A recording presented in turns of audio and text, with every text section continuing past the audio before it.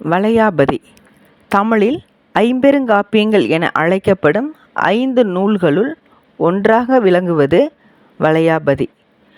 9ஆம் நூற்றாண்டைச் சேர்ந்ததாக கருதப்படும் இது சமண சமயம் சார்ந்த ஒரு நூல்.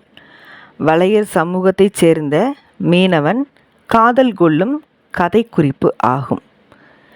இதனை எழுதியவர் யாரென்பதும் அறியப்படவில்லை. இந்நூல் தற்காலத்தில் முழுமையாக கிடைக்கவில்லை. இந்நூலுக்கு 72 பாடல்கள் மட்டுமே கண்டெடுக்கப்பட்டு பதிப்பிக்கப்பட்டுள்ளன. இக்காப்பியத்தின் கதைப்பொருள் பற்றி ஊகங்கள் நிலவினாலும் கிடைத்துள்ள பாடல்களை கொண்டு இக்காப்பியத்தின் கதை இன்னதுதான் என கூற முடியாதுள்ளது. கிடைத்துள்ள பாடல்களை கொண்டு இக்காப்பியம் இலக்கியச் சுவையும் பொருட்சுவையும் கொண்ட பாடல்களால் அமைந்தது என்பதை கூற முடியும். திருக்குறள், குறுந்தொகை போன்ற சங்க இலக்கியங்களிலிருந்து கருத்துக்களை மட்டுமின்றி சொற்றொடர்களையும் கூட வளையாபதி ஆசிரியர் எடுத்து பயன்படுத்தியுள்ளமை கிடைக்கும் பாடல்களை அவதானிக்கும் போது தெரிகின்றது. நவகோடி நாராயணன் என்பவன் ஒரு வைர வணிகன். அவன் தன் குலத்தில் ஒரு பெண்ணையும் வேறு குலத்தில் ஒரு பெண்ணையும் மணந்து வாழ்கின்றான். வணிகர்கள் இவன் வேறு குலத்து பெண்ணை மணந்ததற்காக இவனை தங்கள் குலத்தை விட்டு ஒதுக்குகின்றனர். இதனால் நாராயணன் தன் வேறு குல மனைவியை தள்ளி வைத்து விடுகின்றான். அவள் காளியை வேண்டி தனக்கு வாழ்வு தருமாறு கேட்டுக்கொள்கிறாள். அப்பெண்ணுக்கு ஒரு மகன் பிறந்து வளர்ந்து இளைஞன் ஆகிறான். இவன் தன் தந்தையை பற்றி அறிந்து புகார் நகரம் சென்று வணிகர்கள் கூடிய அவையில் தன் தந்தை நாராயணனே என்று கூறுகிறான். காளி தேவியும் சாட்சி கூறுகிறாள். குடும்பம் ஒன்றுபடுகிறது.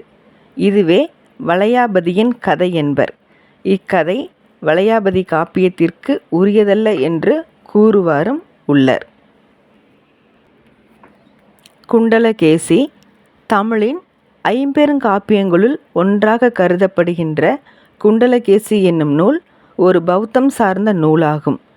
பல்வேறு தமிழ் நூல்களுக்கு உரை எழுதிய ஆசிரியர்கள் தங்கள் உரைகளிலேயே குண்டலகேசி பாடல்களை எடுத்தாண்டுள்ளார்கள். இந்நூலிலிருந்து கிடைத்துள்ள பாடல்கள் அனைத்தும் இவ்வாறு வேறு நூல்களிலிருந்து கிடைத்தவையே. 19 முழுமையான பாடல்கள் மட்டுமே இவ்வாறு கிடைத்துள்ளன. குண்டலகேசியை இயற்றியவர் நாதகுத்தனார். இவர் காலம் 10ஆம் நூற்றாண்டு. தன்னை கொல்ல முயன்ற கணவனை கொன்றுவிட்டு பிக்குணியாகி பௌத்த சமயத்தின் பெருமையை பரப்புவதில் ஈடுபட்ட குண்டலகேசி என்னும் வணிகர் குல பெண்ணொருத்தியின் கதையே இக்காப்பியத்தின் கருப்பொருளாகும். கேசி என்பது பெண்ணின் கூந்தலால் வந்த பெயர். சுருண்ட கூந்தல் காரணமாக குண்டலகேசி என இக்காப்பிய தலைவி பெயர் பெற்றாள். அவள் பெயரையே தலைப்பாக கொண்டுள்ளது இந்நூல். யாப்பருங்கல விருத்தி 4 இடங்களில் இந்நூல் பற்றி குறிப்பிடுகிறது. வீரசோழிய உரை இந்நூலை 2 இடங்களில் குறிப்பதுடன் இதன் ஒரு பாடலையும் மேற்கோள் காட்டுகிறது. புறத்திரட்டில் இந்நூலின் பாடல்கள் 10 எடுத்து காட்டப்பட்டுள்ளன. திருவொற்றியூர் ஞானப்பிரகாசர் தம் சிவஞான சித்தியார் பரபக்க உரையில் இதன் பாடல்கள் சிலவற்றை குறிப்பிடுகிறார். வைசிய புராணம் என்றாலும் நீலகேசி உரையே குண்டலகேசி வரலாற்றை அறிய உதவுகிறது. குண்டலகேசியின் வாதத்தை மறுப்பதாக பல பாடல்களின் முதற்குறிப்பை தருகிறது. நீலகேசி மறைந்து போன தமிழ் நூல்கள் என்ற நூலில் ஏறத்தாழ 92 குண்டலகேசி பாடல்களின் முதற்குறிப்பை தொகுத்து தந்துள்ளார் மயிலை சீனி வெங்கடசாமி அவர்கள். 14ஆம் நூற்றாண்டு வரை இந்நூல் இருந்து பின்னல் அழிந்திருக்கக்கூடும்.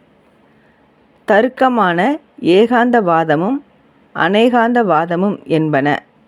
அவை குண்டலம், நீலம், பிங்களம், அஞ்சனம், தத்துவ தரிசனம், காளகேசி முதலிய செயற்களுக்குள்ளும் சாங்கியம் முதலிய 6 தரிசனங்களுக்குள்ளும் காண்க என யாப்பருங்கல விருத்தி குறிப்பிடுவதால் இந்நூல் தருக்கவாதம் குறித்த ஒன்று என அறிய முடிகிறது.